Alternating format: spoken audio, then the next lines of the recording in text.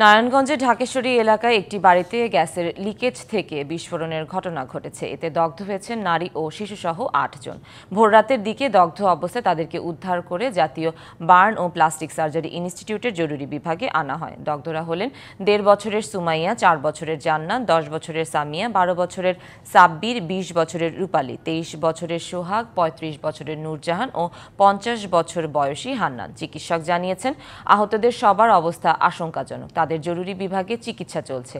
কার শরীরে কত শতাংশ পুড়েছে তা পরে পরীক্ষা নিরীক্ষার পর জানানো যাবে।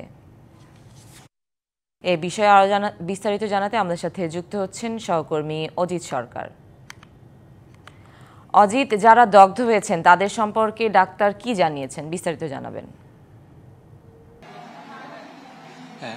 রবিবার দিবাগত রাত ৩:৩০টার দিকে আসলে নারায়ণগঞ্জের ঢাকেশ্বরী এলাকায় একটা টিনশেড বাড়িতে কিন্তু আসলে গ্যাস লিকেজ হয়ে বিস্ফোরণে আপনার ৮ জন দগ্ধ হয়েছেন।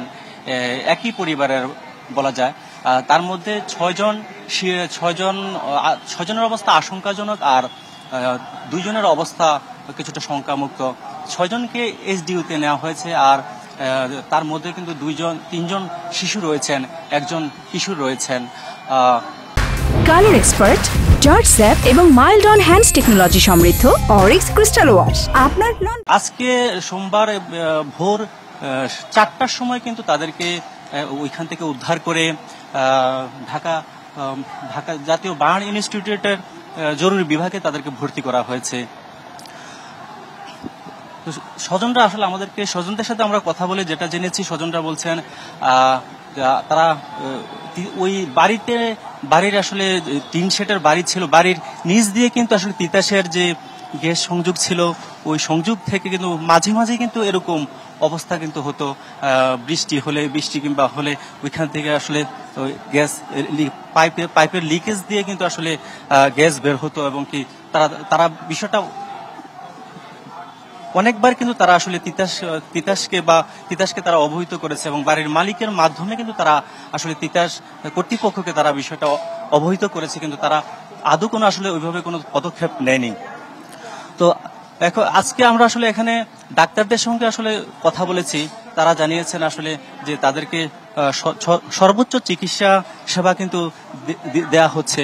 ৬ জনকে জরুরি অবস্থায় আসলে এসডিইউতে নেওয়া হয়েছে, আর ১ জনকে রাখা হয়েছে আপনার আইসিইউতে, আর ১ জনকে রাখা হয়েছে জরুরি বিভাগে।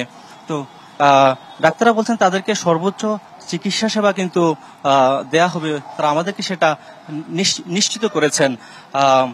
আর তারপরে আমরা আসলে স্বজনদের সাথে কয়েকজনের সঙ্গে আমরা কথা বলেছি। তারা আসলে আমাদেরকে যেটা জানিয়েছেন যে আসলে সকাল থেকে আসলে কিন্তু এখানে ডাক্তাররা কিন্তু সর্বোচ্চ চিকিৎসা তারা কিন্তু দিচ্ছেন।